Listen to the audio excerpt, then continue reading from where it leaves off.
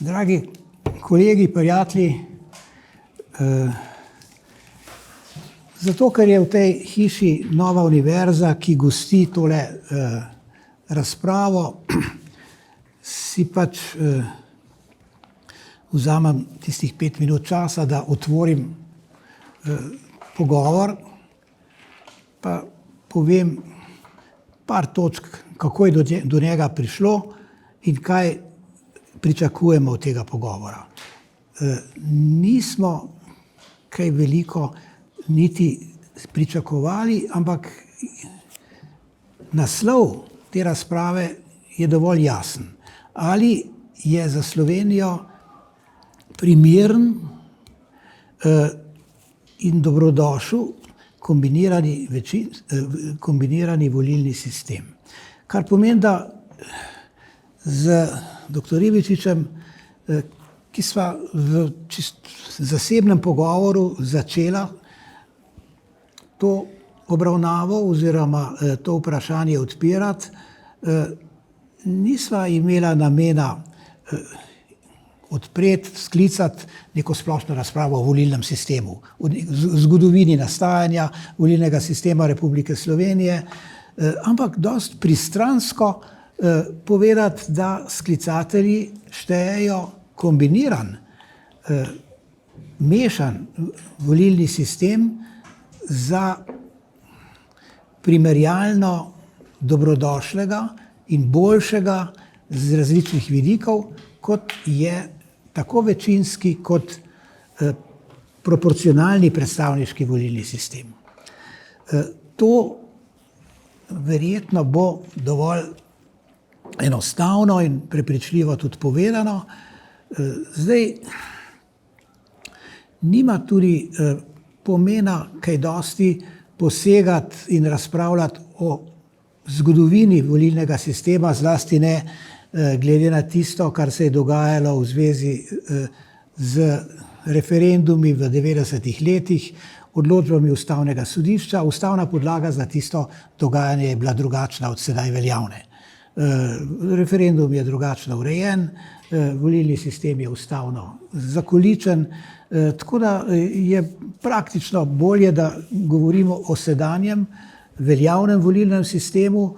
Spet verjetno nima kaj dosti smisla razpredati in navajati argumente vseh, ki s tem sedanjim volilnim sistemom niso zadovoljni oziroma trdijo, da kaže elemente neskladnosti z veljavno ustavo. Tako da je tu nek razlog za to, da čiste zgodovinske legitimitete veljavni sistem nima. Vemo, da so bile ustavne odločbe iz 90. sporne, da so bili referendumi sporni že tedaj, da danes nima smisla tega obnavljati in da bi bilo zanimivo pač poskušati ugotoviti neko parlamentarno soglasje, ne samo neko ustavno večino za uveljavitev kombiniranega volilnega sistema. In tu ne morem drugega kot ponoviti za Cirilom, da ta sistem pač poskuša kombinirati prednosti večinskega in prednosti proporcionalnega sistema, ob tem, ko se nekako nevtralizirajo njune slabše lastnosti. No, ni verjetno, da bi se za katerokoli, pa če še tako optimalno varianto volilnega sistema odločile parlamentarne politične stranke že pred volitvami naslednje leto, marca, aprila 2026. Čeprav konec koncev bi ne bilo nekih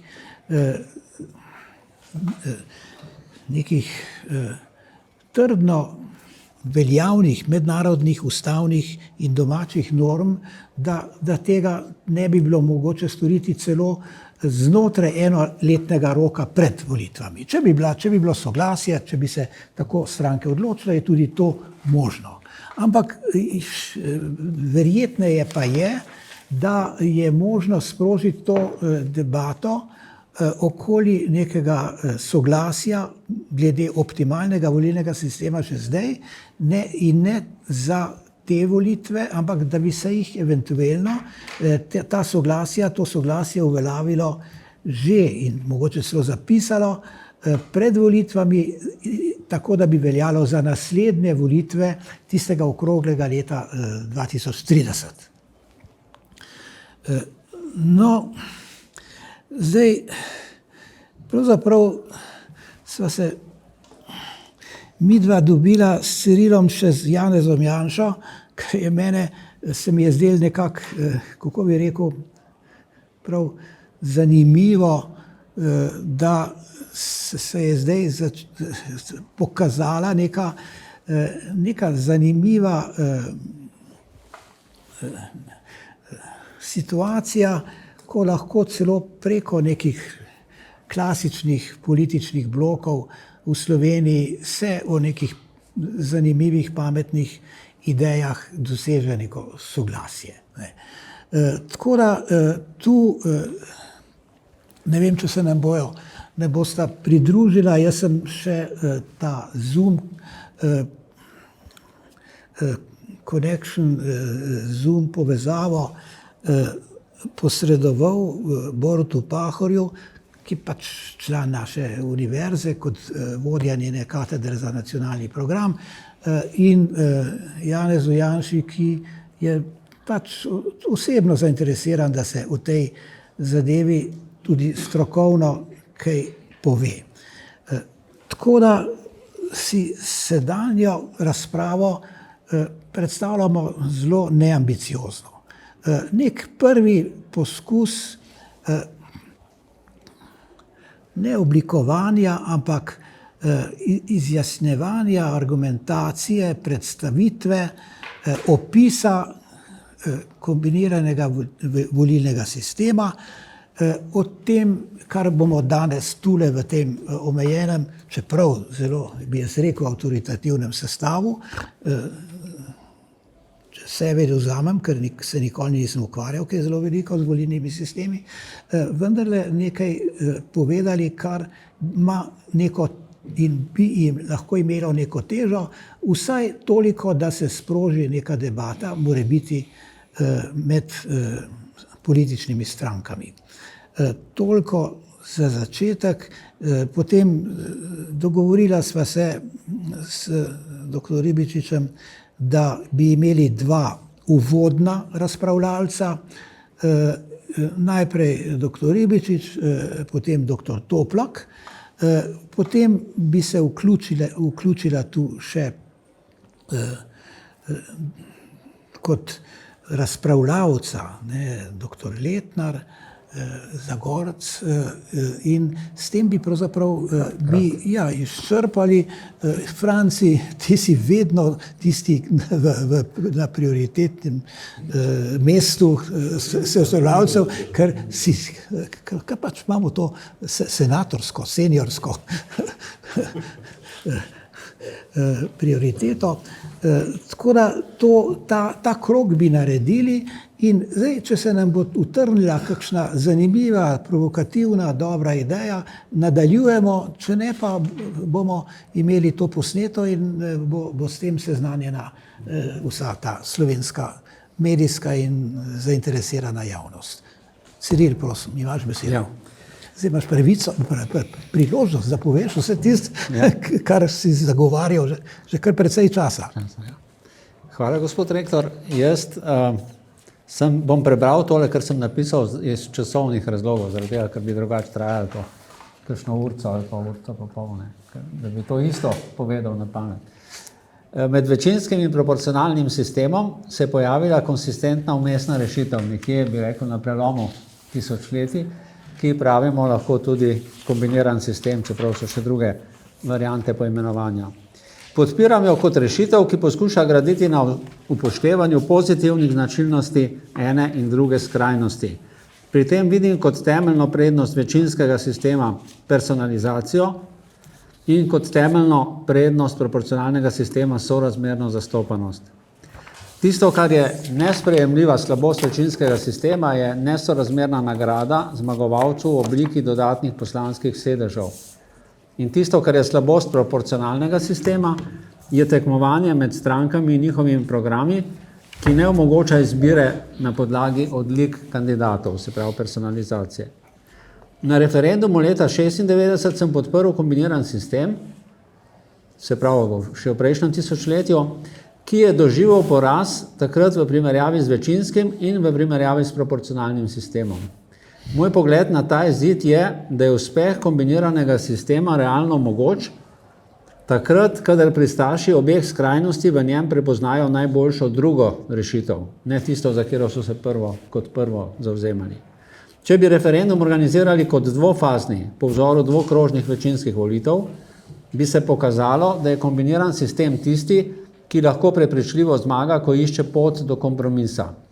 Večinsko glasovanje je enakopravna sestavina kombiniranega sistema, mislim na volitve poslancev v 44 volilnih okrajih s prvim glasom, enako velja za prednostno glasovanje, volitve drugih 44 poslancev na podlagi list kandidatov na ravni volilnih enot za drugim glasom.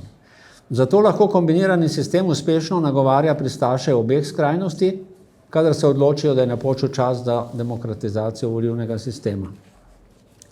O prepričljivosti te logike sem se prepričal, ko je 5 let po slovenskem referendumu je šel zbornik profesorja Matthewa Sugarta, ki govori o perspektivnem kombiniranem sistemu, takšnem, ki združuje najboljše od obeh svetov, kot je on zapisal, večinskega in proporcionalnega sveta. Kombinirani sistem naj bi postopoma prevladal v 21. stoletju. Zdaj poskušam odgovoriti, zakaj. Zato, ker lahko pričakujemo od sodobnih demokratičnih držav, da se ne bodo zaletavale pri reformah volilnega sistema iz ene skrajnosti v drugo in nazaj, temveč bodo vse pogosteje iskale in našle rešitev v vmesnem prostoru, ki ga zaseda kombinirani volilni sistem, ki je zdaj teoretično konsistentno utemeljen v omenjenem zborniku, pa tudi preizkušen v marsikateri državi. Mi predvsem gledamo na nemške in novozelandske izkušnje. Pri tem personalizacija koristi kombiniranemu sistemu, kot mu koristi tudi sorazmerno predstavništvo, saj sta to dva temeljna stebra z ustavo opredeljenega sistema volitev poslancev državnega zbora. Mislim na določbo zadnjega odstavka 80. člena ustave, po katerem se poslanci volijo po načelu sorazmernega predstavništva, pri čemer imajo volivci in ne strankokracija odločilen vpliv na izvolitev poslancev. Doslej so pristaši večinskega sistema vztrajali pri njegovi celoviti uveljavitvi, ki vključuje tudi to, da lahko v njem z manjšino glasov dobimo večino poslanskih sedežev, kar nasprotna stran zavrača kot nesprejemljiv odstop od poštenosti volitev. Po drugi strani pristaši proporcionalnega sistema odločno nasprotujejo večinskemu delu volitev, čeprav ne ruši sorazmernega predstavništva. Dokler bo ena stran vztrajala pri dvokrožnem večinskem sistemu in pri nasprotovanju prednostnemu glasovanju, druga stran pa se bo zadovoljila z uvedbo prednostnega glasovanja, kombiniran sistem ne more biti uveljavljen. Ko smo v organizaciji Sinteze pripravljali zakon o volitvah poslancev, ta je pripravljen, tako bi rekel. Kaj je to Sinteza? Sinteza je ta organizacija, ki jo vodi Emil Milan Pintar, civilna znasti, skratka neka. Društvo, zavod. Ja, društvo, ki poskuša biti neka vlada v senci, zbirati sporne teme in o njih razpravljati. Zdaj razpravlja trenutno o ustanavljanju pokrajin. No, naleteli smo na nekaj resnih težav. S prvo težavo se srečujejo v Nemčiji, kjer jim presežni mandati rušijo sorazmerno zastopstvo, kar kompenzirajo s povečevanjem števila poslancev, tudi kar občutnim povečevanjem. Našli smo številne načine, kako preprečiti pojavljanje presežnih mandatov v Sloveniji. Prvič, večinski del je dvokrožen, kar zmanjšuje možnost prevlade posamezne stranke. Preprečuje to, da bi z nekimi 20% lahko že stranka dobila poslanca zaradi razpršitve glasov, če bi bilo veliko kandidatov. Zaradi tega dvokrožni sistem. Poznamo samo enojno delitev mandatov na nacionalni ravni, ne pa na regionalni. Ni dodatnih mandatov za tisto stranko, ki zmaga v volilni enoti oziroma na regionalni ravni.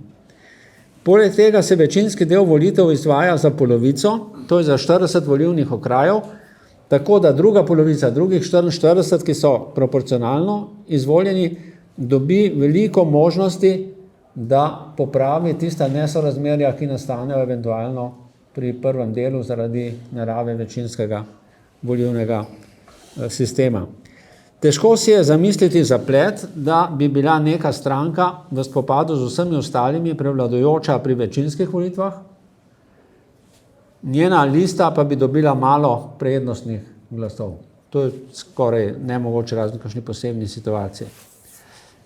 Drugi problem je izvolitev neodvisnih nestrankarskih kandidatov, ki lahko ogrozijo sorazmernost, ker ne pripadajo pač strankam. Ena od možnih rešitev je, da se neodvisni kandidati povežejo za proporcionalne volitve povežejo v eno ali več skupnih list, za katere potem veljajo ista pravila kot za strankarske liste, se pravi vključno tudi za tem, da morajo doseči prag za vstop v državni zbor in se tako vrstijo med liste, ki so sorazmerno zastopane. Težava je tudi v tem, da je lahko oblikovanje volilnih enot in okrajev samo provizorično, dokler niso ustanovljene pokrajine. Ker seveda ne bodo mogli iti volilni okraj kar preko vseh pokrajinskih meja, bo to treba na nek način uskladiti. Kombinirani volilni sistem temelji na enakovrednosti prvega in drugega glasu. O takšnem sistemu ne moremo govoriti v primerih, ko bi lahko kdorkoli izgubil osvojeni mandat na večinskem delu volitev zaradi neuspeha njegove liste na proporcionalnem delu volitev. V tem primeru bi namreč prvi glas postal manj pomemben od drugega. Prav tako je s kombiniranim sistemom nezdružljivo, če bi oba dela volitev delovala ločeno, govorimo o paralelnem sistemu. V tem primeru prevlada večinski del volitev oziroma prvi glas, ker je skupno število osvojenih poslanskih sedežev posamezne liste na podlagi prvega glasu večje, kot je delež njenih prednostnih glasov. To se pravi drugega glasu. Zato morata biti oba glasova enako odločilna. Prvi pri dokončni izvolitvi poslancev v volilnem okraju, drugi pri zagotavljanju sorazmerne zastopanosti za cel državni zbor. Kombinirani sistem ne ogroža položaja političnih strank in njihovega uspeha na volitvah. To je del, ki je za politične stranke zanimiv za nagovarjanje političnih strank. Dejansko niso ogroženi, skratka, ni razloga, da bi neka stranka, ki je uspešna v sedanjem volilnem sistemu, bila neuspešna v kombiniranem. Pač pa onemogoča nadaljevanje prakse, da vodstva političnih strank odločilno vplivajo na izvolitev kandidatov za izbiro izvoljivih volilnih okrajev za svoje volilne kandidate, ki jih posamično predlaga v posameznem volilnem okraju. Dodatno bi prispevala k zmanjšanju moči političnih strank uvedba domicila za kandidate in ukinitev možnosti, da bi kandidati nastopali v dveh volilnih okrajih hkrati. To mislim, da je že zdaj ustavno sporno. Slednje je nepošteno z vidika enake volilne pravice. Poleg tega omogoča, da pošiljajo politične stranke v volilne okraje širom države svoje najbolj znane kandidate, to pa so praviloma nekdanji ministri, sedanji ministri, pa za drugo stran pa nekdanji ministri, ki jih sploh ne zanima delovanje v državnem zboru, ampak delovanje v vladi. Kombinirani sistem omogoča personalizacijo volitev, ki jo poznamo iz večinskega sistema, ne da bi to ogrožalo sorazmerno predstavništvo. Posebej pomembno je, da v kombiniranem sistemu dobi sleherni del, ne glede na to, ali gre za mestno središče ali podeželje svojega neposredno izvoljenega poslanca, ki ima v volilnem okraju poslansko pisarno in med drugim skrbi za povezovanje terena z oblastnimi vrhovi države. Ta del je namenjen tistih, ki nasprotujejo prednostnemu glasu zaradi tega, da bo zaradi tega podeželje izgubilo svoj položaj. Tukaj bo vendarle zagotovljeno, da bo ta večinski del pokrival sleherno točko Slovenije. Nemške izkušnje kažejo, da to vnaša v delovanje parlamenta novo vertikalno dinamiko, ta napetost med terenom in državno oblastjo, ne da bi bilo ogroženo sodelovanje med poslanci, ki so izvoljeni na različen način. Kombinirani sistem po eni strani spodbuja sodelovanje in povezovanje političnih strank pri večinskem delu volitev, se pravi tudi potencialno združevanje strank, po drugi strani pa otežuje njihovo združevanje, ker samostojnost manjših strank, tistih, ki seveda izpolnjujejo prag, prinaša boljši skupni rezultat programsko sorodnih strank. To ni nič novega, recimo Demos je po tem načelu delal in je nastopal na večinskem delu za zbor občin z skupnimi kandidati, na proporcionalnem delu pa vsak posebej. In se je potem ta seštevek bil večji, kot bi bil, če bi nastopali ločeno. Zato se političnim strankam ni treba bati učinkov kombiniranega sistema, bojijo se ga lahko samo tisti vodilni strankarski kandidati, ki imajo veliko podporo strankarskega vrha, ne pa tudi volivcev. Kombiniran sistem ne ogroža obstoja strank, ki izpolnjujejo volilni prag, objektivno vrednotenje njihovih kandidatov na volitvah pa spodbuja stranke, da po vsakih volitvah dogradijo svoje programske usmeritve in kadrovske rešitve. To pa je v javnem interesu države in v dolgoročnem interesu političnih strank, ki jim ni vseeno, kakšno podporo volivcev uživajo njihovi kandidati. Če me vprašate, kakšne so možnosti uvedbe kombiniranega sistema, naj povem, da so minimalne, vsekakor pod 10%, še zlasti kratkoročno. Začela se je neformalna predvoljivna kampanja, ki je hudo umazana. Stranke, ki tekmujejo, dajo prednost demoniziranju nasprotnika, ne predstavitvi svojih prednosti programskih in kadrovskih. Prevladujejo oznake kot lažete, kradete, zavajate, manipulirate, podkupujete, nikjer ni znakov, ki bi dopuščali možnost dogovora o čemarkoli pomembnem, tudi ne o volilnem sistemu.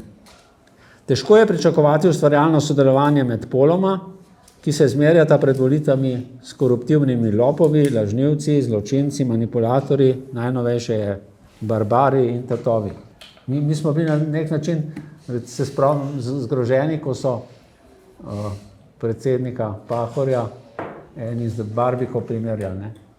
No, zdaj so pa barbari očitek eni od političnih strani. Po uvedbi kombiniranega sistema bi lahko to vrstne napetosti postopno izvenele. Zakaj? Zato, ker bi bili izvoljeni seveda, zlasti po večinskem delu volitev, tisti, pa tudi po prednostnem glasu, tisti, ki imajo podporo med volivci imajo pa seveda podporo tisti, ki so prepričljivi, ki so učinkoviti, skrajneži samo kratkoročno, no, saj večinoma. No. Naj kljub vsemu poskušam poiskati kakšen obetajoč nastavek za sporazum o demokratizaciji volilnega sistema. Vladno stran je civilna družba prepričala v nujnost referenduma, ljudje pa so izglasovali prednostno glasovanje.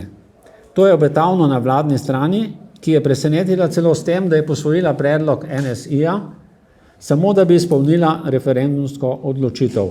Vendar zaenkrat ni bila uspešna.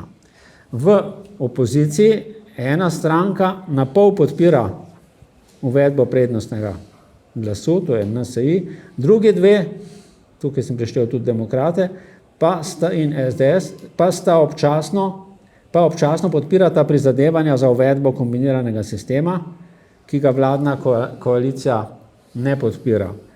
Se pravi, so se odločili za nekaj javnih izjav, da je to tista smer, v kateri naj bi iskali končno rešitev.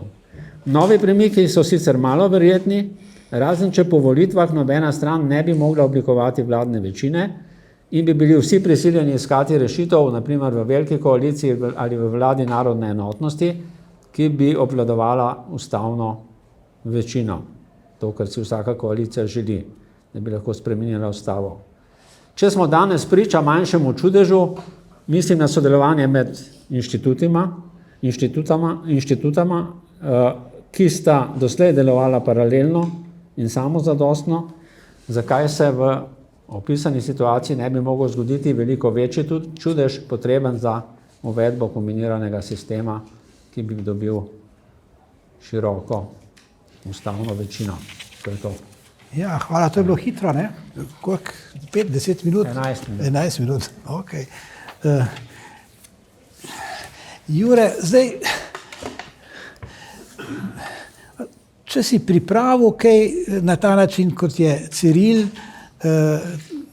te prosimo, da to predstaviš, če hočeš prosto improvizirano povedati svoja stališča tudi. Evo, the floor is yours. Hvala, lepo vas je videti vse po dolgem času spet.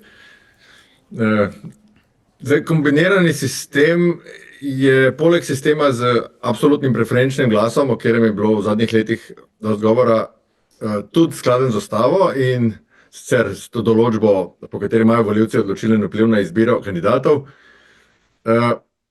je pa se pa v eni pomembni lastnosti razlikuje od sistema z 8 enotami in absolutnim preferenčnim glasom, in sicer v tem, kako bodo razporejeni ali pa kako bi bili razporejeni, če vzamemo zemljevid Slovenije in gor naredimo pike, kjer so domovi izvoljenih poslancev, stvari, kako so razporejeni domovi ali pa lokacije, odkot so izvoljeni poslanci. In ta razlika se mi zdi zelo pomembna. Pač vsak volilni sistem povzroči drugačno to razporeditev lokacij, odkot so poslanci. In med tem sistemom, o katerem je bilo govora zadnja leta, z absolutnim preferenčnim glasom in 8 enotami, med sistemom, ki ga zdaj uporabljamo, z 88 okraji, in z sistemom, o katerem se danes pogovarjamo, kombiniranim sistemom, vsak povzroči drugačno to razporeditev domov, se pravi, odkot so poslanci. Če sistem, ki ga imamo zdaj, povzroči približno enakomerno razporeditev, kje so izvoljeni poslanci, ker imamo 88 okrajev, precej naključno pride do te razporeditve, eni okraji ostanejo prazni, z enih je izvoljen eden, z enih 2 poslanca. Pri sistemu, ki je bil zadnja leta predlagan, to je z 8 enotami, bi prišlo do tega, da bi precej več kot zdaj prišlo izvoljenih kandidatov iz mestnih središč, se pravi iz teh 8 mest, ki so glavna mesta v 8 enotah. Če bi Slovenija bila cela ena enota s čistim proporcionalnim sistemom, bi bilo jih še več iz Ljubljane. Pri sistemu, ki pa je, se pa danes pogovarjamo, bi pa vsaj teh 44 okrajev bilo pokritih, čeprav razumem sistem, se pravi, v vsakem okraju ali pa vsaki enoti, kakor jo pač imenujemo, bi bil izvoljen vsaj en poslanec in ta razporeditev bi bila precej enakomerna po Sloveniji. Zdaj, zakaj? Razlogi so znani, ker mestni volivci volijo podeželske precej manj kot podeželski mestne. Ne samo zato, ker se mestni pač čutimo vzvišeni nad podeželskimi in jih manj volimo že zato, ampak tudi zato, ker so v mestih mediji, tu so sponzorji, denar, network vplivni oziroma mreže vplivnih oseb, poznanstva. Med temi vplivnimi strankarski lideri so običajno mestni.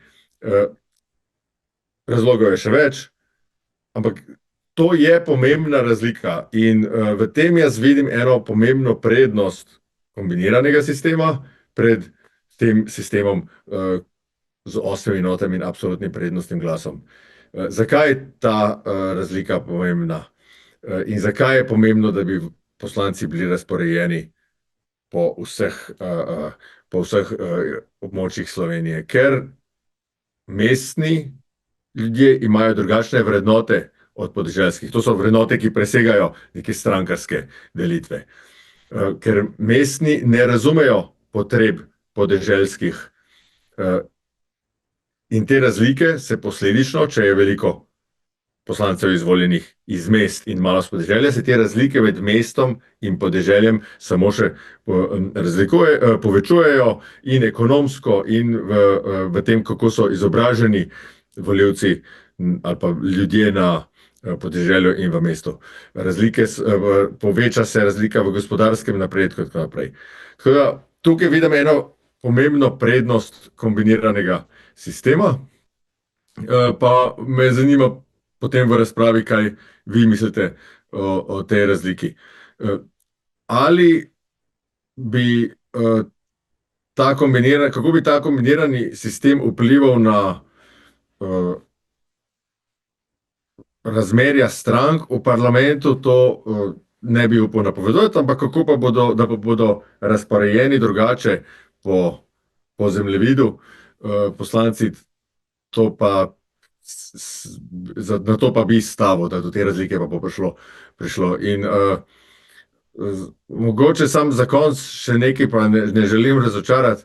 V teh 25 letih, kar se z volitvami ukvarjam, sem videl, da politiki, stranke, se pravi tisti, ki odločajo o volilnem sistemu, njih ne zanimajo naši argumenti, ne. Tudi prednosti enega ali pa drugega sistema, ampak jih zanima samo, ali bodo oni po nekem sistemu pridobili ali izgubili.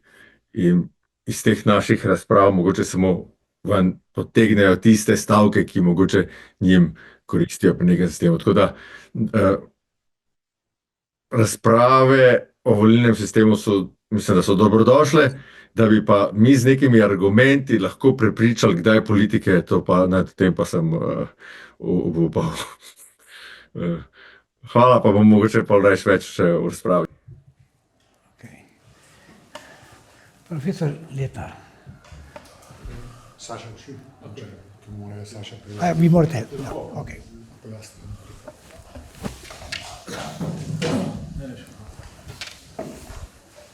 Najlepša hvala obema organizatorjema dogodka. Lepo, da se vidimo in začnemo z razpravo. Vprašanje je bilo postavljeno. Po mojem mnenju vsaka razprava načelno koristna.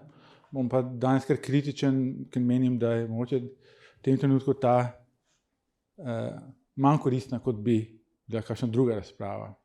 Na to podajam 3 sklope razlogov oziroma težav. Ena iz njih je izrazito ustavnopravna, ostale so bolj to, kar sta že oba predhodnika nekako že nakazala, pa bom poskušal tole bolj kontekstualizirati. Sam namreč osebno, da še razkrijem, kaj je moja teza, menim, da je za Slovenijo in za večino držav po svetu daleč najbolj primeren sistem enega prenosljivega glasu, ki doseže ta iste učinke kot kombiniran volilni sistem, ki so zelo pozitivni in koristni, ampak ima manj, recimo temu, stranskih negativnih posledic. Kot je že Jure nakazal, seveda je pa politično zelo neoportun, ker je za politične stranke, ki morajo sprejeti to spremembo v zakonodajnem oziroma ustavno-revizijskem postopku, nepredvidljiv in se ga v osnovi bojijo. Poznajo ga pa države, ki so pravzaprav zelo inkluzivne. Irska, Malta, v Avstraliji, v določenih federalnih enotah in se kaže kot zelo inkluziven sistem. Nekaj, kar je verjetno koristno omeniti, da v Sloveniji imamo zelo veliko polarizacijo in ta bi sam po sebi prej ali slej pripeljal do rešitev.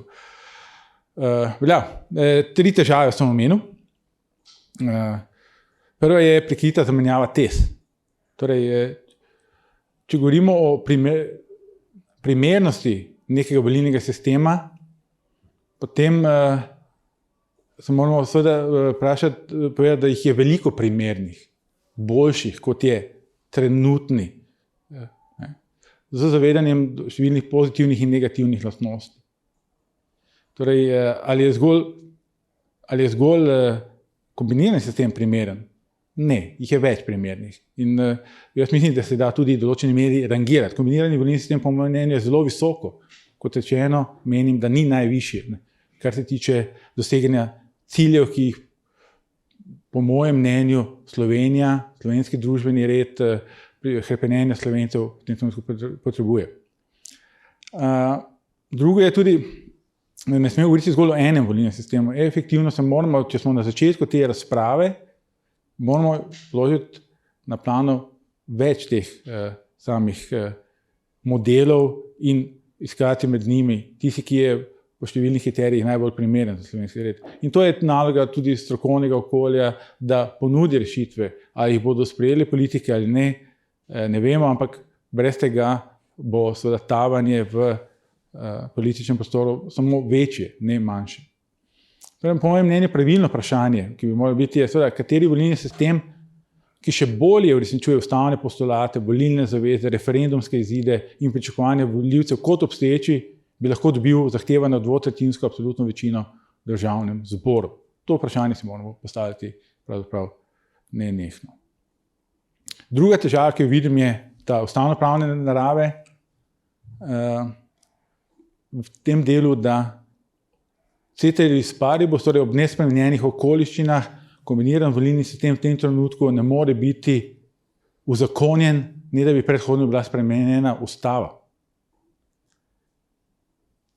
Ustava govori, da je izhodišče našega volilnega sistema proporcionalni volilni sistem, ki ima dva pomembna korektiva, volilni prag in to frazo, ki je pomensko sama prazna in je ustavno sodišče napolnilo, odločilen vpliv volivcev na dodelitev mandatov.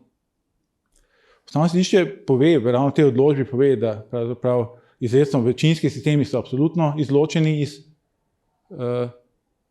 skladnosti z ustavnim redom v tem trenutku, torej je treba najprej spremeniti ustavo.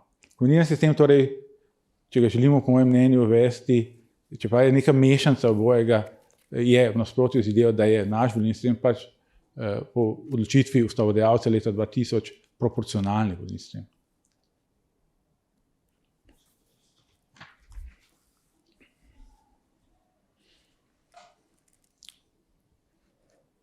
Ja,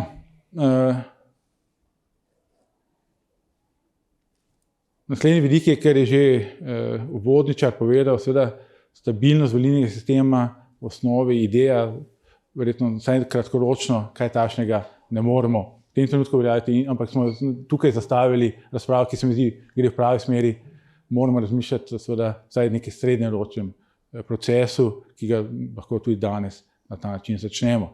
Tako da ideje, da bi lahko karkoli spremenili do začetka volilne kampanje in samega dneva volitev, najkasneje spomladi 2026, da bi resno spremenjeno volilne sisteme speljali, bi gotovo tudi z vidika Beneške komisije ali pa tudi številnih deležnikov drugih vzpostavljali nek alarm, da mogoče resne vsebinske velike spremembe niso primerne v zadnjem letu.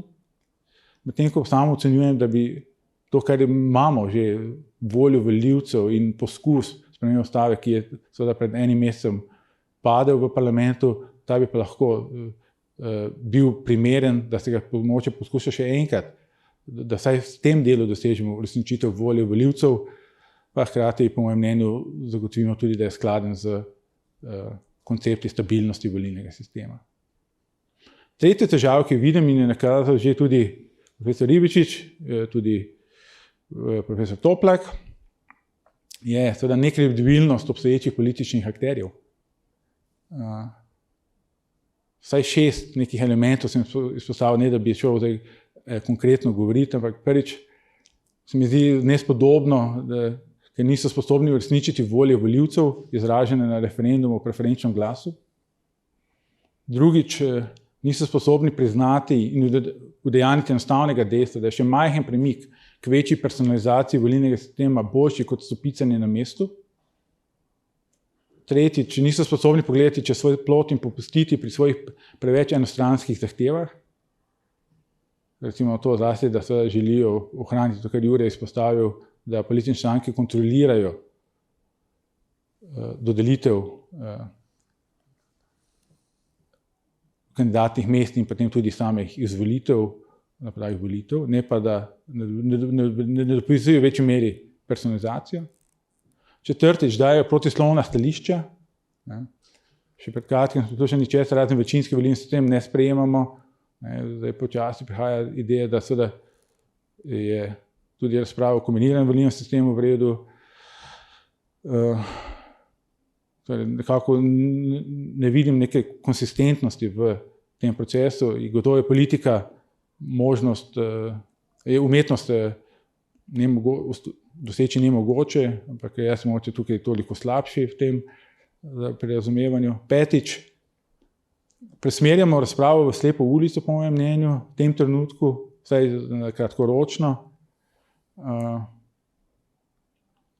Če rečemo, da je dolgoročno, se mi zdi to smiselno, kratkoročno pa je v tem trenutku zmanjšujemo neke vrste pritisk tako stroke kot volivcev, kot tudi zaveze, da spoštujemo odločitve na referendumih, da se uresničijo v tem trenutku, ker to se mora uresničiti. Neka politična zaveza, politična kultura terja, da se stališče volivcev uresniči in pravzaprav s tem tudi izboljša volilni sistem, po mojem mnenju.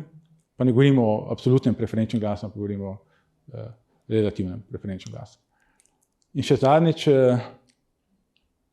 to presmerjanje kaže tudi to, kar ste tudi predhodnika povedala, da so pomembni tudi drugi številni vidiki, ne zgolj sama volilna formula v ožjem pomenu besede, ki bi izboljšali kvaliteto političnega procesa in tudi potem legitimnost političnih odločitev, torej izboljšava zakonodaje o volilnih kampanjah, dejansko izboljšan pogoj za realistično izvolitev samostojnih kandidatov, ki jih pri nas pravzaprav skozi celoten proces leta 1991 do danes pravzaprav načrtno izločili in omogočili popolno oligopolizacijo kandidacijskega procesa političnim strankam, da je to nasprotno možno. Vam dam primer Albanije, da so šli v kontrasmer in odpravili volilni prag za samostojne, neodvisne kandidate, tudi zaradi pritiska Beneške komisije, ODIHR-a, znotraj OVSE in tako naprej. Gotovo to, kar je že Ciril večkrat omenil, tudi skliceval name, vzpostavitev pogoja domicila kot vsaj korektiva, ni nujno, da popolno popravi, ampak vsaj da popravi to dejstvo, ki ga Jure omenja, jaz ga pa imenujem ljubljanizacija periferije.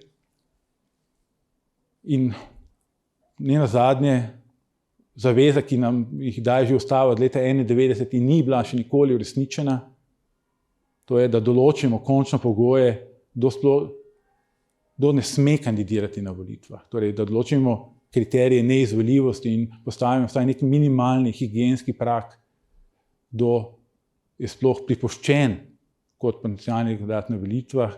Ustava to določa, po mojem mnenju, določa obveznost, da to mora narediti. Nekateri bi rekli, da je to možnost, ampak jaz menim, da je obveznost. Že z vidika neke ustavne demokracije, pa same te določbe. Zaenkrat imamo pa ta ustavni desetudo, ki se torej nasprotni običaj, ki se nikoli ni uresničil. No, torej moja ocena tretjega sklopa je, ključni politični akterji bodo morali preiti to svojo politično puberteto ali pa zatreti svoj politični egoizem ali narcizem in šele takrat se bo lahko dejansko odprlo neko polje poštene razprave in ustvarili kapacitete za spremembo volilne zakonodaje, potencialno pa tudi spremembo ustave. Hvala. Zdaj, nakazuje se to, da imamo dva razpravljalca, ki imata tudi nek pismeno podlago. Ne? Tako, optimalno bi bilo, če bi mi zaključili to razpravo s tem, da bi vendarle lahko računali na bodisi te pisne izdelke, ki so že narejeni za to razpravo, bodisi na avtorizacijo improviziranega ustnega nastopa tukaj, tako da bi imeli zaokroženo v nek povzetek tega pogovora. Prav. Ja, lepo zdrav vsem skupaj. Lepo vas je videti po dolgem času, še posebej tudi Jureta nadaljavo, se dolgo nismo videli osebno. Upam, da se kmalu vrneš, Jure, pa ne, da ne bi želel, da ostaneš v Združenih državah. Mislim, da je dobro, da se vrneš v to debato, ne, v slovenski družbi. Jaz bi se pa te debate mogoče lotil z enega drugega konca, predvsem z vidika volilcev pa volilne pravice. Predvsem se moramo vprašati, ne, v kakšnem stanju je trenutna slovenska ustavna demokracija, kakšna je kakovost zakonodajne veje oblasti in če ima pri tem kakšno vlogo tudi volilni sistem, ki ga imamo v tem trenutku. Ne, vemo, da trenutni volilni sistem je sistem, ki ustvarja popolnoma odsotnost demokratične vezi med volilci in izvoljenimi predstavniki. Ne vem, dragi kolegi, če ste kdaj ste nazadnje srečali kakšnega kandidata na volitvah, ki bi potrkal na vaše vrata, vaše hiše ali pa stanovanja, pa vam nekaj obljubil. Ali pa če morda poznate poslanko ali poslanca, ki vas zastopa v državnem zboru, če veste, kdo je, če vam je kaj obljubil, da ga lahko potem pocukate za rokav, če te obljube ne izpolni. Saj jaz mislim, Saša, mislim, da v trenutnem volilnem okraju sploh nima osebe, ki naj jo predstavlja v državnem zboru, ker najin volilni okraj je eden izmed tistih, ki nima poslanca v državnem zboru, kot še 20 ostalih volilnih okrajev. Potem pa tudi, se lahko vprašamo, kakšno vlogo ima volilni sistem spričo tega divjega zahoda, ki se dogaja v tem sklicu državnega zbora. Neštete številne kršitve poslovnika državnega zbora, ki ostajajo nekaznovane, vse gre, vse je dovoljeno. Jaz se sprašujem, ali je to morda razlog za to pomanjkanje osebne odgovornosti oseb, ker večina poslancev, poslank, ne vemo, se skriva za 2-3 osebami v vodstvu njihovih političnih strank. Ljudstvo jih ne pozna. Ne vemo, kdo so te ljudje. In seveda, če se vprašamo v tej lučni, kakšne so značilnosti trenutnega slovenskega volilnega sistema. Ena značilnost je zagotovo to, kar izhaja iz gradiva, ki ga je profesor Jamret poslal pred našim srečanjem, iz te odločbe Ustavnega sodišča, pa odklonilnega mnenja, zmaročnega mnenja sodnika Jakliča, nesorazmernost v velikosti volilnih okrajev. Te nesorazmernosti so tako izrazite, da smo tukaj unikom v primerjalni ustavni ureditvi, ponekod skoraj 100-200% razlika v velikosti volilnih okrajev, tudi razlika v velikosti volilnih enot po Sloveniji. Vse v nasprotju z standardi Beneške komisije. Veste, da Beneška komisija dovoljuje odstopanja med okraji pa volilnimi enotami tam do 10-15%. Vse, kar je preko tega, je protiustavno. In seveda, ko se sprašujemo, kateri bi bil primernejši volilni sistem, po mojem mnenju, katerikoli drug kot ta, ki ga imamo trenutno, je zato jaz pozdravljam to pobudo. Nisem to kritičen do te pobude. Mislim, da je vsaka debata, vsako razmišljanje v tej smeri, kako priti do večje odgovornosti, pa tudi do večje integritete pa meritokracije v slovenski državi, da je to dober korak. Po mojem mnenju trenutni volilni sistem povzroča odsotnost integritete pa meritokracije v zakonodajni veji oblasti, predvsem zaradi tega, ker ni te demokratične vezi. Glede samih specifik, tukaj seveda lahko debatiramo, sorazmerni sistem za preferenčnim glasom ali pa kombiniran sistem. Imate določene prednosti oziroma določene slabosti. Naprimer, če pogledamo kombiniran sistem, zagotovo tukaj se strinjam, Jure, s teboj, da mogoče pripomore k večji enakomerni zastopanosti poslancev po celotni Sloveniji. Ne bo prihajalo do tega, da določeni volilni okraji nimajo svojega predstavnika. Tudi lahko rečemo, da mogoče sorazmerni sistem s preferenčnim glasom povzroča manjšo zastopanost po celotni Sloveniji, pa mogoče vodi k manjši stabilnosti tudi vladajoče koalicije. Medtem ko kombinirani sistem, ki vključuje elemente večinskega sistema, bo vodil k trdnejšim koalicijam. Potem, glede same vloge volilca, mislim, da je to ključno, kar je potrebno spremeniti v Sloveniji, da volilci imamo vpliv na to, kdo sedi v državnem zboru, pa da potem ti ljudje, ki sedijo v državnem zboru, sprejmejo tudi odgovornost za vse, kar počnejo v državnem zboru. Od kršitve poslovnika do sprejemanja odločitev, da potem so čez nekaj let poklicani na odgovornost na volitvah, ki jih lahko podpremo ali pa tudi zavrnemo. Zagotovo pri kombiniranem sistemu bilo dobro, tukaj se strinjam s tem, da se kandidatura posameznega kandidata veže na stalno prebivališče. Mislim, da je to tisto ključno, kar je potrebno tudi zagotoviti. Pa predvsem, da se tisto, kar je tudi ključno pri kombiniranem sistemu, je, da se demokratizira tudi notranje strukture političnih strank, ki določajo vrstni red kandidatov na volilnih listah. Mislim, da je to tudi ključno, ker vemo, kako se zdaj določajo kandidati na kandidatnih listah, zelo avtoritativno, od zgoraj navzdol, kar je morda v nasprotju z namenom volilnega sistema, da volilci imamo vpliv, da volilec lahko pove, katera kandidata želi imeti. To vodi tudi potem, po mojem mnenju, k večji meritokraciji pa integriteti v državnem zboru in potem posledično tudi k močnejšim institucijam v slovenski pravni pa demokratični državi. Ta sistem, ki ga imamo trenutno, vodi k šibkim institucijam, k nezaupanju v zakonodajno vejo oblasti.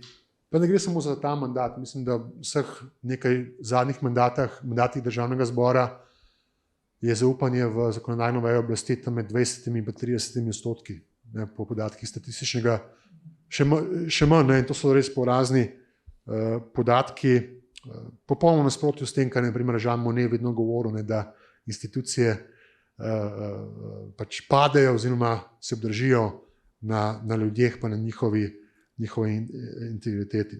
Zato ta predlog kombiniranega sistema mislim, da gre v pravo smer. Je pa res, da tukaj, ko ste prej rekli, tako Jure kot profesor Ribičič, Saša, nekako bo potrebno preseči ta odpor znotraj političnih strank, ki so zoper spremembe volilnega sistema. Vedno se moramo vprašati, zakaj imamo volilni sistem. Jaz sam vedno izhajam iz človeka, iz nosilca volilne pravice, ki mora imeti določeno možnost dostop do kandidata, do predstavnikov v državnem zboru. In tako kombinirani volilni sistem kot sistem sorazmernega predstavništva z preferenčnim glasom vodita v to smer. Sam bi mogoče bolj naklonjen kombiniranem sistemu, predvsem zaradi tega, ker omogoča bolj enakomerno zastopanje predstavnikov iz cele Slovenije v državnem zboru. Hočem pa poudariti znova to, kar sem povedal na začetku, da po mojem mnenju volilni sistem pogojuje tudi kakovost institucij slovenske demokratične in pravne države. Eden izmed razlogov, zakaj imamo toliko težav pri zaupanju institucije državne oblasti, je tudi volilni sistem, kot ste pa sami povedali, profesor Jamrak, na začetku, da je razlog, zakaj imamo ta sistem. Nikomu to zagotovo ustreza. Toliko za začetek. Okay, hvala, profesor Letnar Černič. Franci, prosim, vzemi besedo. Ne, Peter, zaradi senioritete, ampak zato, ker imam, kako bi rekel, en poseben odnos do takih debat, ker sem eden od 3 strokovnih avtorjev sedanjega volilnega sistema, kar je bolj nevarno kot pisanje ustave, kajti samo če jaz sem živ od teh 3. Ja. No, skratka, seveda pa se strinjam s tabo, da nima smisla govoriti o tem volilnem sistemu, povedal bom v njem samo eno stvar. Kako bi rekel, soočil bom strokovni vidik pa politični vidik cele zadeve. Ko smo mi napisali ta 3 osnutek zakona, pa so ga potem še nekoliko pa nepravilno spremenili potem politiki, smo bili prepričani, da bomo lahko potem ko bojo upravljene volitve naredili eno analizo, pa potrebne popravke. Vidiš, to se pa ni zgodilo nikoli. Kdaj je to bilo? To je bilo 92. leta. Pisali smo to v parlamentu po Bučarjevem mandatu. Nas je sicer imenovala ustavna komisija, ampak Bučar se je zmenil z mano takrat o tem, pa ne bom to ponavljal. Ampak samo to hočem reči, ko so enkrat politiki zagrabili celo zadevo, se je pa začelo čisto drugačno obravnavanje, seveda z vidika interesov. Pa še nekaj je bilo, ko smo mi pisali zakon osnutek, nobena od strank ni vedela, kako ji bo šlo na volitvah. Po prvih volitvah so pa že vedele in so se stacionirale. Ampak ne bom o tem razpravljal. Hočem reči samo tole še, kar je Jure na koncu povedal, tudi je omenil politiko. Še nekaj je zelo pomembno. En nemški odličen avtor, volilni Nolan, ima v svoji knjigi en naslov, enega poglavja je: poslanci ne bodo nikoli spremenili zakona volilnega sistema, po katerem so bili izvoljeni. In to je zelo razumljivo. Zdaj pa, to je recimo za uvod, zdaj sem lotil pa cele zadeve. Veliko mi ni preostalo, ker ste pred mano že vse povedali. Ampak malo se vse mislim navezati na to, kar je rekel kolega Letar Černač, namreč na volivca. Ena od teh zahtev Beneške komisije, nekega kodeksa dobrih praks v volilnih zadevah, ki sicer ni, je mehko pravo, soft law, to ni neka konvencija ali karkoli, ampak Ustavno sodišče, vključno z našim, ga uporabljajo praviloma kot neko podlago, kot nek standard pri razsojanju o volilnih zadevah. In tam med drugim pravijo tudi to, da mora biti volilni sistem čim bolj enostaven za volivca. Če se zdaj malo pošalim, v konkurenci sedaj veljavnega volilnega sistema, ki je kljub našemu prepričanju, da je provizoričen, traja že toliko časa, in konkurenci dveh, ki sta zdaj v igri, se pravi preferenčnega glasovanja, preferenčnega volilnega sistema in pa kombiniranega volilnega sistema, je seveda ta, ki je zdaj za volivca daleč najbolj enostaven. Ker je točno tak, kot je večinski volilni sistem v Angliji ali pa Ameriki, kjer volivec obkroži enega od kandidatov ene stranke na listi. Samo pri njih se tam konča, pri nas se pa šele začne. To je bistvena razlika. No, ampak, če se lotimo ostalih dveh, jaz mislim, da je treba, da ne moramo govoriti zdaj samo o kombiniranem volilnem sistemu, kajti ta referendum je vendarle bil. Na referendumu je bil podprt preferenčni volilni sistem, ampak na kakšen način? To je seveda zadeva, ki je Jure omenil takrat, ko so na intervjuvali, njemu so pustili, meni pa ne. Meni so pa zrezali, namreč gre za vprašanje, ali je tisto vprašanje, ki je bilo na referendumu, pomenilo nepoznavanje ali zavajanje. To je vprašanje. Jure je to rekel, jaz sem tudi rekel, ampak mene so zrezali takrat. Namreč vprašanje se glasi, ali približno tako, da bo, če se za preferenčni volilni sistem, ki bo volivcem zagotovil odločilen vpliv. Jaz sem to seveda pohvalil, kajti samo po Juretovu in po moje, samo preferenčni sistem, ki je absoluten in obvezen, zadovoljuje to. Ampak, a se to res misli, je veliko vprašanje.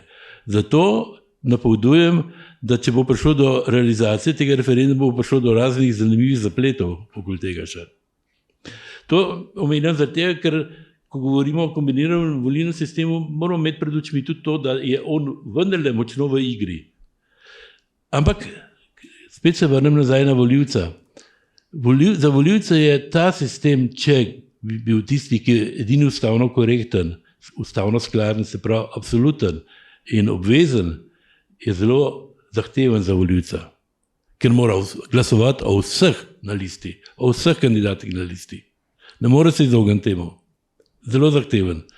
Ta kombiniran je pa zahteven seveda zato, ker imaš prvič 2 glasova, in drugič, pri večinskem delu zelo veliko verjetnost drugega kroga, pri proporcionalnem delu pa zahtevo za preferenčno glasovanje, če sem prav razumel, Ciril, prosim, da me popraviš.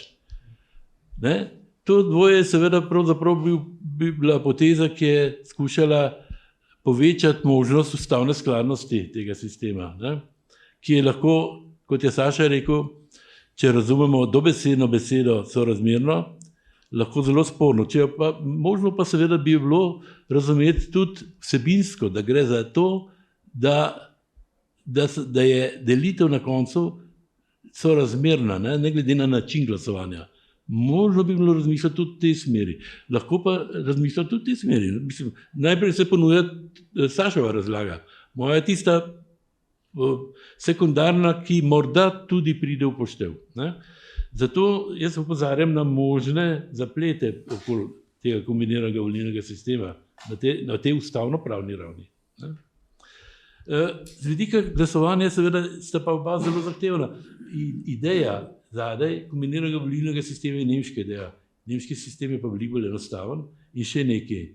Nemški sistem nima problema, ki ga ima naš sistem, kaj mora biti temi presežnimi mandati. Jaz namreč ne vem, če sem čisto dobro razumel Cirilovo izvajanje tukaj, ali lahko pride do presežnih mandatov, ali ne more priti. Ne vem, če lahko pride do presežnih mandatov, ni rešitve prave, ali pa so rešitve, samo ne vem, če je tukaj rešitev. To bom prosil Cirila, da pojasni. Pri Nemcih pa te zadrege ni, ker nimajo fiksno določenega števila poslancev. In presežni mandati imajo kar precejšen manevrski prostor, da ne podrejo ničesar. Pri nas pa je ta možnost. Jaz mislim, da moram pa reči, da sicer je pa en kombiniran volilni sistem blizu. Meni je bližje kot preferenčno glasovanje. Mi je bližje. In tudi z tega vidika, kar je Jure govoril, to je zelo pomembno. Kako so pravzaprav poslanci locirani, kakšna je povezava med poslanci in volivci, ne glede na to, da je vsak poslanec predstavnik vsega ljudstva, ne glede na to, je funkcionalno gledano ta povezava zelo, zelo pomembna. Zelo pomembna. Zaradi tega, seveda, kot rečeno, mi je bližji ta kombiniran volilni sistem. Zdi se mi pa, da je prav, da opozorimo že zdaj na morebitne pasti, ki se utegnejo pri prizadevanju za uveljavitev tega sistema pojavljati, in morebitni ugovori, kakršni se utegnejo pojavljati. Samo z tega vidika sem hotel nekaj. Ostalo ocenjevanje političnih možnosti se jaz niti ne upam kaj dosti puščati, ker se drugi bolj spoznate na to. Hvala lepa.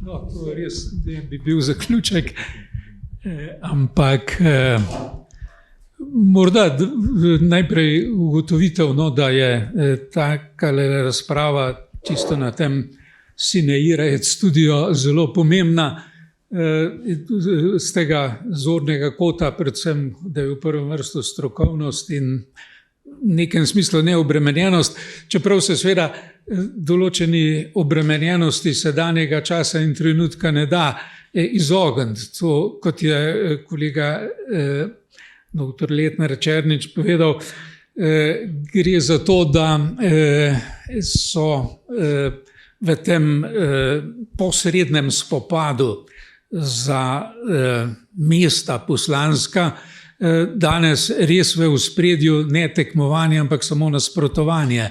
Ne, da bi stranke in kandidati govorili o svojih prednostih, ampak samo izpostavljajo slabosti druge strani, seveda z njimi ponavadi pretiravajo, kar vodi pač v smer razklanosti, ki res za majhen slovenski narod ni dobra. No, poleg tega, če se navežem na to, kar je dr. Grad rekel, gotovo je pri zagovarjanju pravzaprav katerega koli sistema treba imeti pred očmi tisto, ponavadi v drugih ustavah ne izrecno zapisano, ampak vendarle implicitno razumljeno idejo o tem, kako so poslanci, predstavniki vsega ljudstva in niso vezani na kakršnakoli navodila. Ne nazadnje bi morda te utemeljitve potem kombiniranega volilnega sistema bilo treba kakšen stavek in odstavek dodati tudi v to smer, da pravzaprav kombiniran volilni sistem pravzaprav pripomore k temu, da potem poslanec, ko je izvoljen, mora zastopati obči interes volonté general, seveda kot cilj, kot nek ideal, ampak verjetno bi se dalo nekaj argumentov dobiti, da ravno kombiniran sistem malce, torej zmanjšuje to strankokracijo ali pa svoj malce zmanjšuje njen pomen in se bolj približuje temu idealu. Seveda pa ravno zaradi te vezanosti morda ravno zato ne kaže poudarjati samo to vezanost na volilni okraj, na bivališče, ker potem pa morda utegne to pripeljati tudi do določenega nerazumevanja in nezadovoljstva volivcev, če poslanec ne bo uspel ravno tistega njihovega parcialnega interesa uveljavljati. Tako da verjetno je pri tem utemeljevanju med vezanostjo na konkretne volivce in pa idejo o poslancu kot zastopniku volonté general treba malce tudi tehtati oziroma obe te dve plati tudi upoštevati. Sicer pa je gotovo to tematika, o kateri bo še govora. Hvala lepa. Okay. Ja, zdaj, jaz bi še nekaj povedal, ne v funkciji nekega povezovalca, ker bi te prosil, da ti potem sklepno besedo imaš. Če sem jaz imel za uvod nekaj povedal, 5 minut, pa ti potem na koncu povzami tole razpravo. Kar se tiče tako čisto prispevka k temu pogovoru. Aha, ne rabim tega, ok.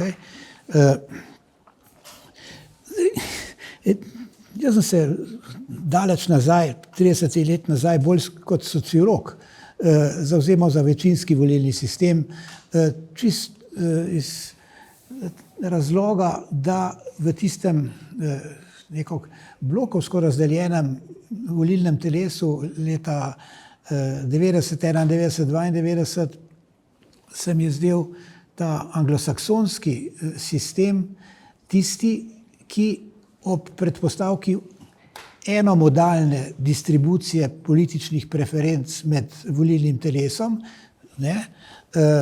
vodi do tega, da se vse politične stranke v predvolilnem boju prizadevajo zavzeti teren, na katerem je največ volivcev, in to je sredina, unimodalnost.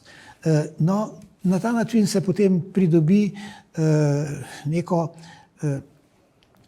preko večinskega volilnega sistema razmerje med dvema blokoma, ki je tako, da sta oba bloka maksimalno približana drug drugemu, toliko, da je še možno razpoznavati volivcu enega in drugega, medtem ko ekstremne oziroma tiste skrajne stranke pa nimajo šans, zato ker enostavno za hrbtom obeh velikih strank ne morejo zajeti dovolj volivcev, da bi se sploh uveljavile. No, tu je za tiste, ki recimo dajo neko prednost večinskemu volilnemu sistemu, gotovo je, kot je že Ciril povedal, najbolj praktično, oportuno, da se zavzamejo za sistem, ki je najbližje še od tistih, ki so v igri, večinskemu sistemu. In to je ta kombiniran, in jaz mislim, da nam je prav Janša isto povedal. Jaz sem za večinski, ampak to je glede na nesposobnost sistema, da uveljavi večinskega, je tisto, kar v praksi lahko kot kompromisno rešitev na to pristanem. Ne? Tako da tu je nek manevrski prostor za približevanje temu kombiniranemu sistemu. Zdaj, je že res, ne, večinoma, kot da pri volivcih nekako poskušajo dobiti kandidati za poslanske funkcije in aktivisti političnih strank neko dobrodošlico ali priznanje ali na ta način, da poskušajo črniti svoje nasprotnike. Ne. Lahko so to neokusne diskvalifikacije ali nekoliko inteligentnejše, kakorkoli že. Zdaj, seveda imajo ti kandidati vedno dve možnosti, ali da poudarjajo negativne lastnosti svojih nasprotnikov, ali pa da artikulirajo nekaj, kar ponujajo volivcem v pozitivnem smislu. Ne. Tako da zdaj tle bi se že malo pohvalil, ne, ta naša knjiga, ki je prišla ven v digitalni obliki na 900 straneh, ki je približek nekega zelo splošnega nacionalnega programa, je njen namen, ne, njen motiv je bil gotov ponuditi nekaj brez kakršnih koli ambicij nekoga črniti in torej jeti po liniji tega, da sebe nikakor ne moreš poveličati s tem, da ponižaš nasprotnika. Ne, to se ti ne splača. Zdaj,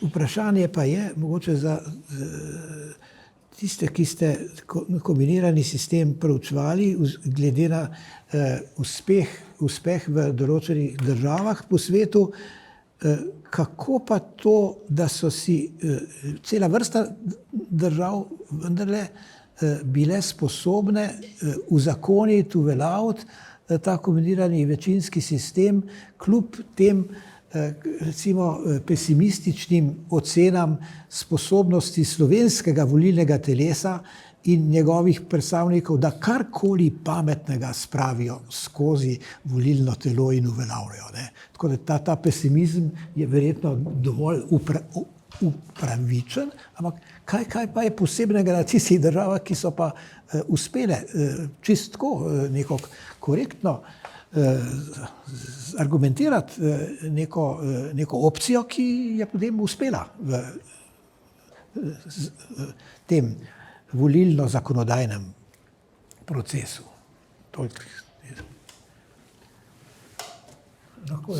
Jaz bi najprej rad, da bi me razumeli, ne, zakaj se za to zavzemam, za kar se zavzemam in zakaj sem pri tem mogoče malo bolj radikalen, pa malo bolj nestrpen. Ne.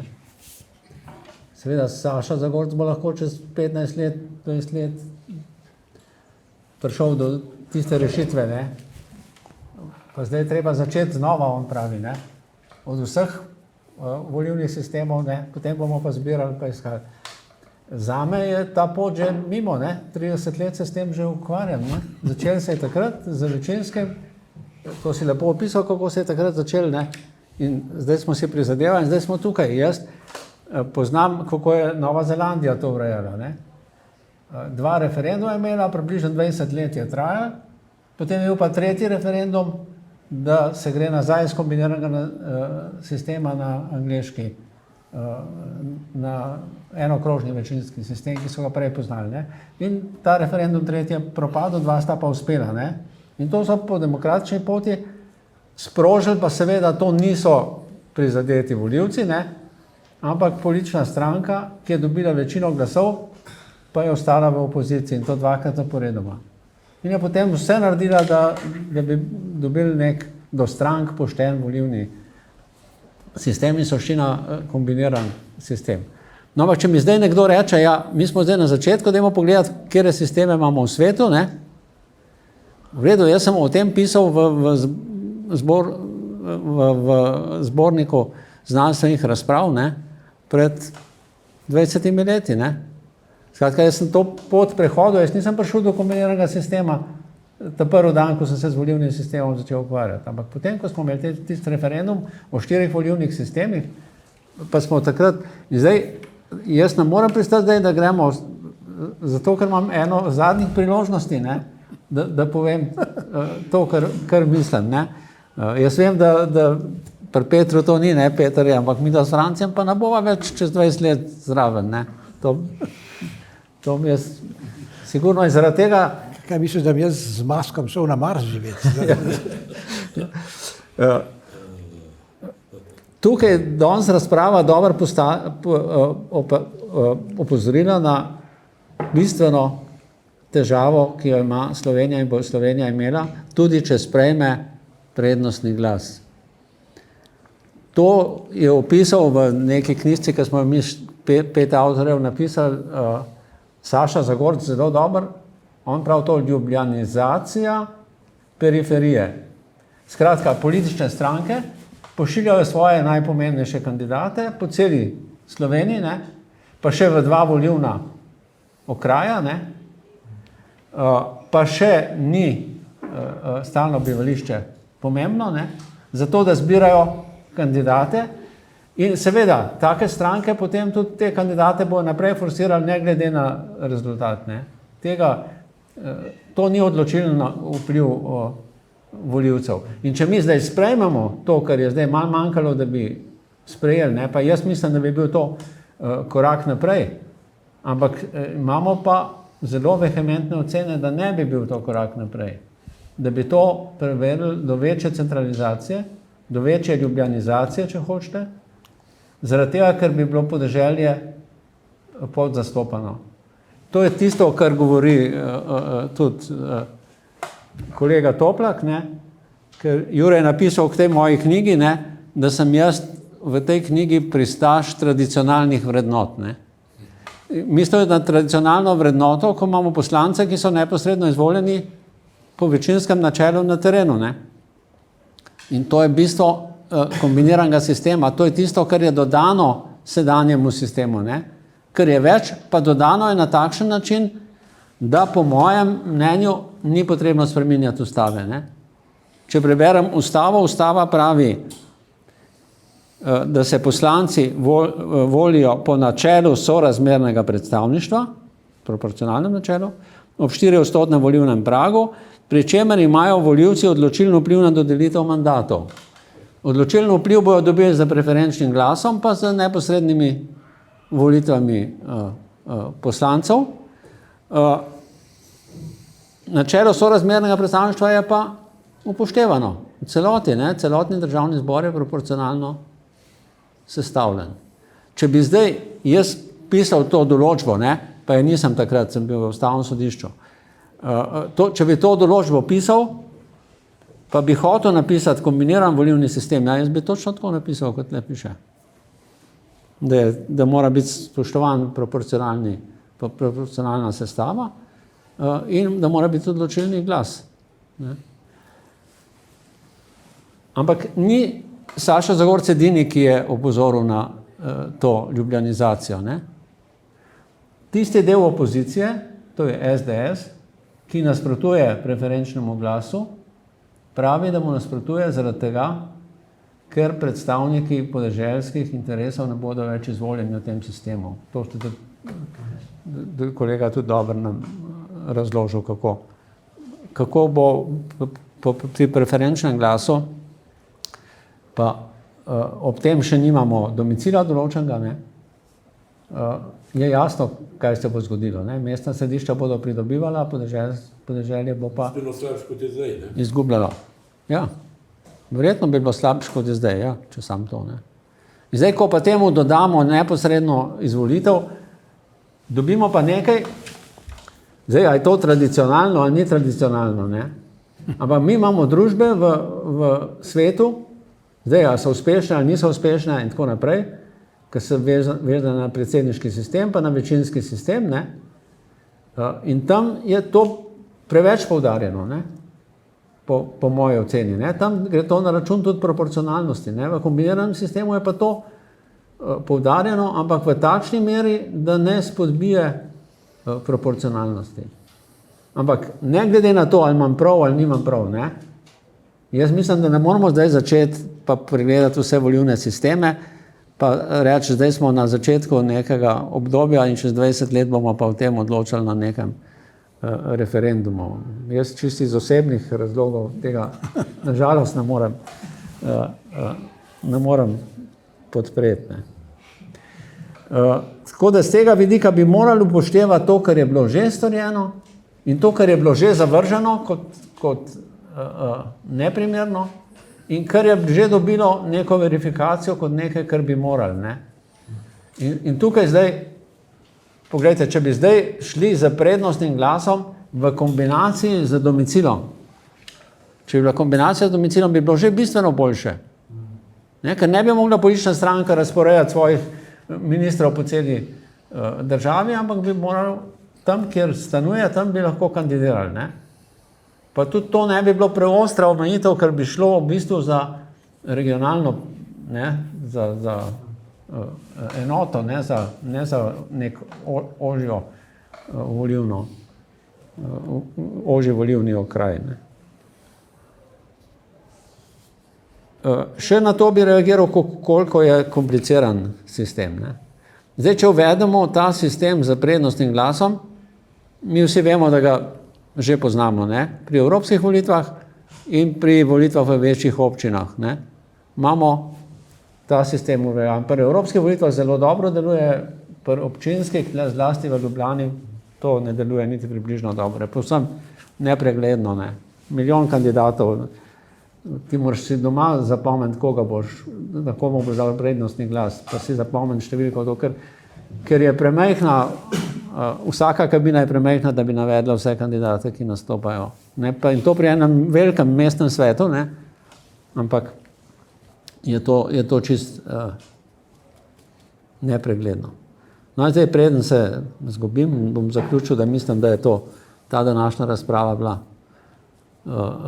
zelo zanimiva in da je tisto, kar bi bilo možno narediti, ne, to, da bi vsaj to, no, če bi domicil določili. Pa seveda, poglejte, se to je neverjetno, ne, da pa nas v volilnih okrajih, da so lahko kandidati v 2 volilnih okrajih kandidirajo. Ja, po kakšni logiki? Jaz vem, kako je to nastalo. Ne? Nastalo je zato, ker so majhne politične stranke se pridržavajo, da imajo premalo kandidatov in da ne morejo kandidirati pa 88 določiti, da jim morajo vsaj v 2. Ne? Ampak kaj pa zdaj v praksi se dogaja? Največje politične stranke svoje najpomembnejše kandidate dajo v 2 volilna okraja in v vsakem poberejo, ne, po 30% glasov in to že bistveno vpliva na odločanje. Ne? Če to zdaj primerjate z tistim ločenim mnenjem, ki ste ga dobili o tem, kaj je skladno z načelom enakosti volitev, ne, oziroma za načelo enakosti volilne pravice, pa bi videli, da je to daleč od tega, kar bi bilo. Tako, že tako neke majhne poteze, pa bi potem lahko rekli, ja, prednostni glas je prvi korak, ne, kombiniran sistem je pa lahko drugi korak. Ne. To bi tudi šlo. Ampak zdaj, da se na to ne zgubljam, ampak če vidimo te argumente, ki so tukaj bili navedeni, ne, jih je možno upoštevati na ta način in nažalost ne bo. Jaz mislim, da je lepo, da je bil referendum, da je pokazalo veliko zrelost, so volivci pokazali, da so podprli to rešitev, ampak sama po sebi ne bo dala dobrega rezultata, če ne bomo imeli tukaj še tistega tradicionalnega večinskega dela volitev, ki nas pripelje do poslancev. No, ampak zdaj, če ti poskušaš tako zelo nasilno, ne, povzeti današnji pogovor, zdaj, kakšen je odgovor na naslovno vprašanje? Ali je kombinirani volilni sistem primeren za današnjo Slovenijo? To je zelo preprosto, enostavno vprašanje, a bi iz tega, kar smo govorili danes, lahko rekli, je primeren, ja, gotovo je primeren, ne, ampak ni pa vprašanje, ali je najprimernejši. Ne. In ali je pod katerimi pogoji je najprimernejši. No, jaz mislim, da pozitiven odgovor na to je tukaj bil dan, ne? Ker tudi tiste razprave, ki so dajale pomisleke, so pa ob tem navajale, ne, argumente, ki govorijo za kombiniran volilni sistem. Če upoštevamo to, kar se dogaja zadnjih 30 let, ne, potem bi lahko rekli tudi, da je najprimernejši. Zaradi tega, ker sistem, ki bi bil teoretično morda primernejši, sistem enega prenosljivega glasu, za našo ureditev ni realen. Ne? Ker jaz sem poskusil to razložiti posameznim odločevalcem. Ne? Pa ni, ne? Jaz študentom razložim v pol ure, kaj je irski sistem. Ne? Večinski sistem lahko razložiš v eni minuti, ne? Kombiniran sistem rabiš kar 20 minut, ne? Ampak da bi pa razložil sistem enega prenosljivega glasu, ne? Zlasti kot tam teorija postavlja vprašanje, da ni čisto vse, kateri glas prej upoštevajo takrat, ko štejejo glasove, ne? Da ima tudi to vpliv. Ne? In so rekli, pri nas to ni pomembno vprašanje, zato ker imamo mi na Irskem neodvisno upravo, ki vodi te postopke. Tukaj politične stranke nimajo nobenega vpliva in tukaj pri nas je nepojemljivo, da bi nekdo namenoma vzel en kup glasovnic namenoma zato, da bi škodoval komu. Ne? Tega pri nas ni. Pri nas bi pa to seveda bilo. Ampak ne to. Stranka, pa ne bo ugledna stranka z dolgoročno zgodovino, ne zna oceniti, kaj se ji bo zgodilo. In posameznik ne zna oceniti, kako bo prišel skozi, če uvedemo irski sistem. Je do neke mere proporcionalen, se pravi, najbrž bi v precej večji meri zahteval spremembo ustavo kot kombiniran sistem. Ne? Ja, seveda, ne, to podatki kažejo, ne? Njihova odstopanja od sorazmernosti so velika, ne? Ker to dosežemo na posreden, na prikrit način. Ne za določbo, da moram biti sorazmerna, ampak na ta način, da razporejaš kandidate v volilnih enotah, ki so tako oblikovane, da to pripelje do približno sorazmernega rezultata. Medtem ko pri nas v kombiniranem sistemu bi terjal, da mora biti v celoti sorazmeren, seveda, če odštejemo tiste, ki nimajo praga. Ne, izpolnjeno. Zanimivo je, da Irci so se pa naučili tega sistema, ja. In na Malti imajo ta sistem. Ja, in so sposobni ta sistem razumeti in ga uresničevati. Mi pa ne bi bili, ampak ne samo mi. Ta sistem, ki ga je Saša predlagal, je res, to, kar si vi tudi razložil, izredno osamljen. Ja. Sicer zelo osamljen in zanimivo je, da država sploh ne gre v to, čeprav v teoriji je najbolj cenjen. Ja. V teoriji je cenjen kot zelo proporcionalen in zelo personaliziran. Ker ti ocenjuješ res osebe, jih rangiraš osebe.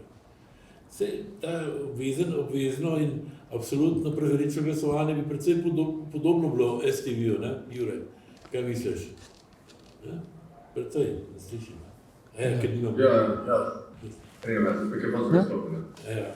No, ampak recimo, če mi, tako zelo pogojno in malomarno rečemo, prav, kombinirani volilni sistem je zelo primeren, ne, ali pa najprimernejši v primerjavi z drugimi.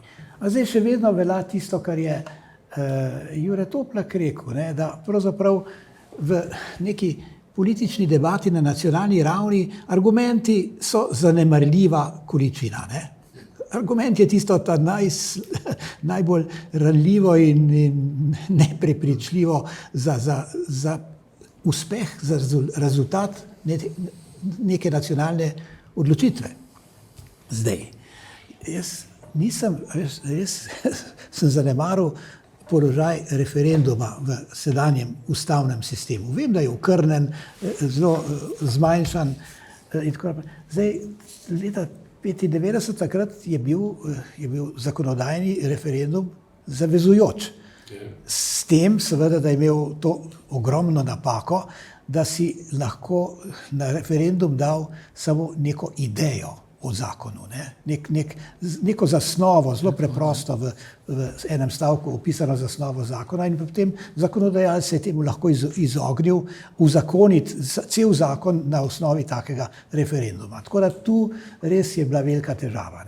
Drugo je pa zdaj, ali ima ta kombiniran volilni sistem, ki se za njega pogojno vsi bi zavzemali danes, ima še kakšne šanse, da se izvaja pritisk na nacionalne odločevalce, ki presega tisto zanemarljivo količino, ki ji pravimo argument. Ali imajo volivci kakršnokoli sredstvo v rokah, da politike nekako spametujejo oziroma da se čutijo prisiljeni v neko odločiti. A je kakšen ustavni referendum ali posvetovalni referendum je larifari, kaj češ s tem?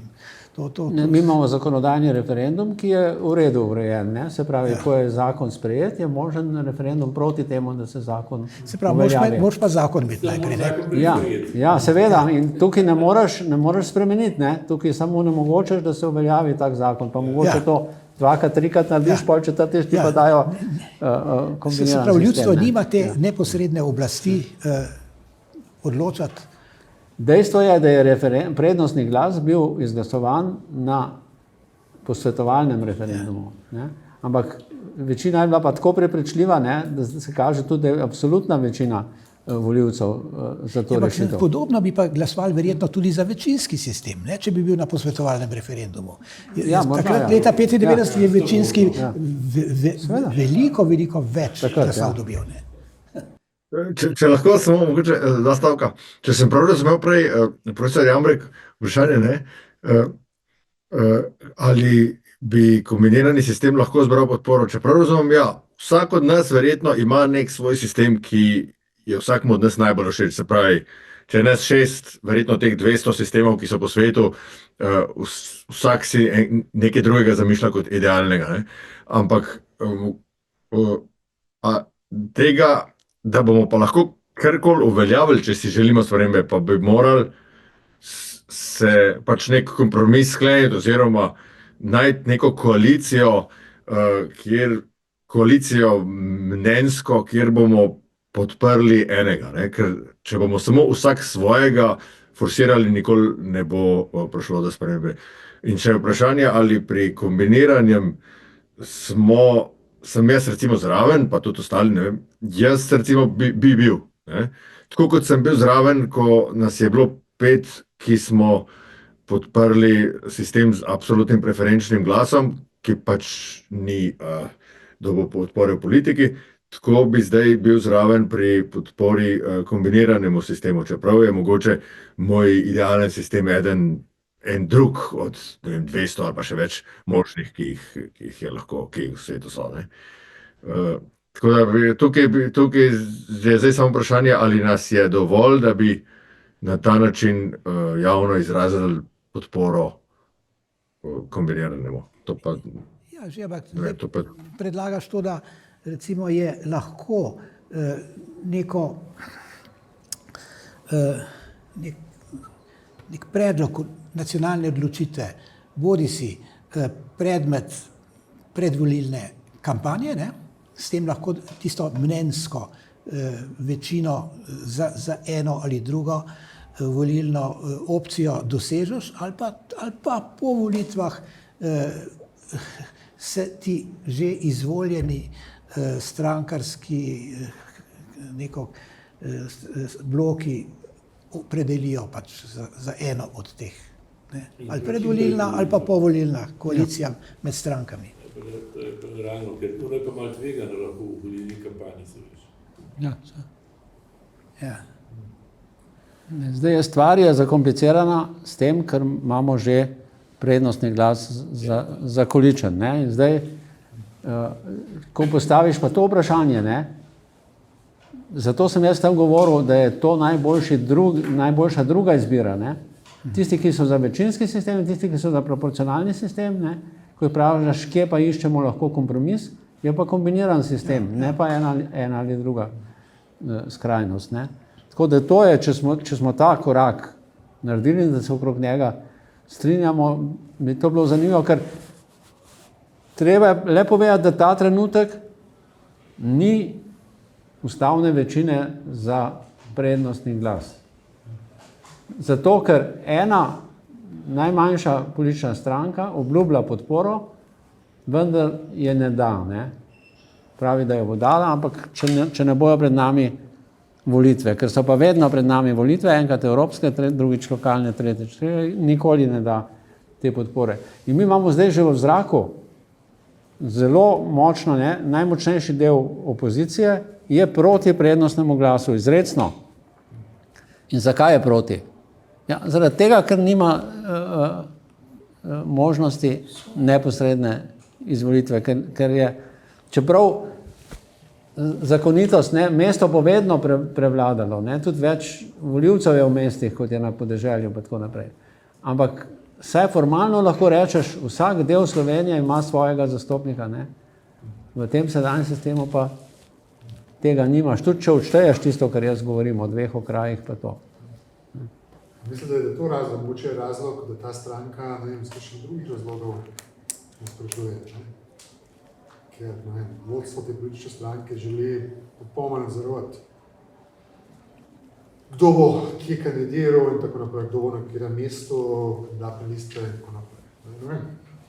To je tudi ena težava, ki se vidim v trenutnem sistemu, da politične stranke nekako nasprotujejo v bistvu volilne pravice. Ne, da ima en volivec en glas in da lahko vpliva na to, kdo bo, da bi moral imeti vpliv na kdo bo izvoljen. Ne pa, da izbira na podlagi vrstnega reda, ki ga določi politična stranka.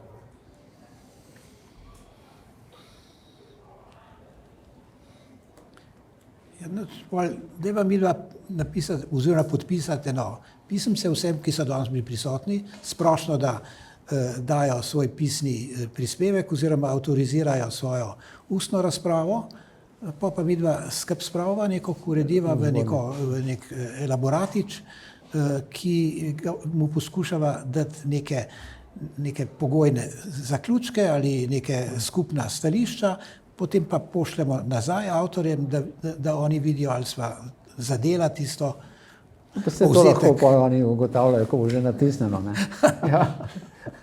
Okay. Ampak se strinjam, skratka, podpiram to, mislim, da je to dobro. Mi imamo tudi v našem inštitutu, po vsakem resnem posvetu imamo nek zbornik in ugotavljamo, da to potem učinkuje. Ne? Ljudje se spomnejo. Ja.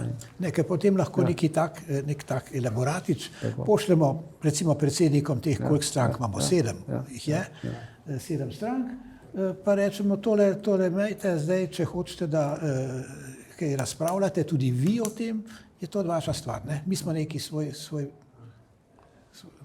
domačo nalogo naredili. Dogovorjeno. S tem zaključujemo današnji posvet.